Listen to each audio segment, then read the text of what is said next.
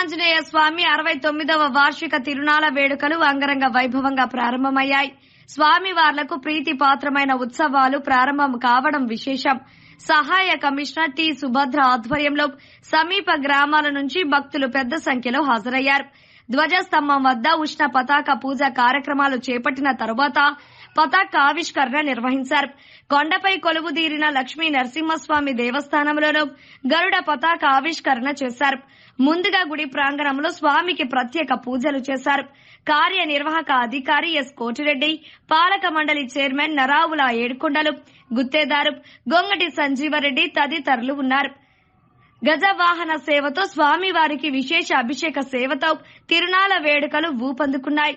ఆలయ ముఖ మండపం ఎదుట ప్రత్యేక స్వాగతం ద్వారాలు, కొండపై లక్ష్మీ నరసింహస్వామి ఆలయం వద్ద విద్యుత్ దీప కాంతులు ఏర్పాటు చేశారు. ఆలయం చుట్టూ గజవాహనంపై స్వామివార్లను ఊరేగించారు.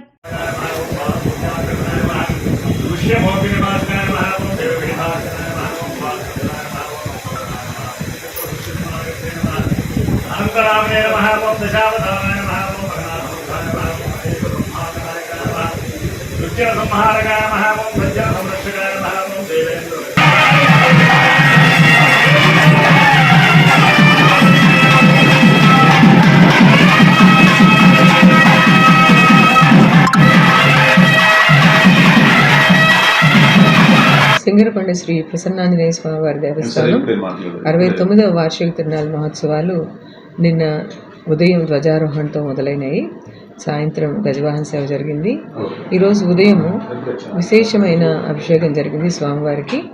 అలాగే వాళ్ళ సాయంత్రము పుష్పవాహన సేవ ఉంటుంది. రేపు యాక్చువల్ తిరునాళ్ళ రోజు రేపు ఉదయం 5 గంటల నుంచి స్వామివారి దివ్య దర్శనం ఉంటుంది. అదేవిధంగా సాయంత్రము రథోత్సవం ఉంటుంది.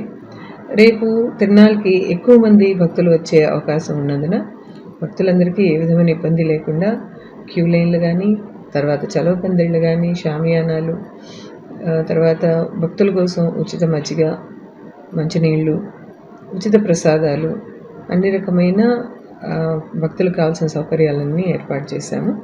కావున భక్తులందరూ వచ్చి స్వామివారిని దర్శించుకుని ఆయన కృపకి పాత్రలు కావాల్సిందిగా కోరుతున్నాను.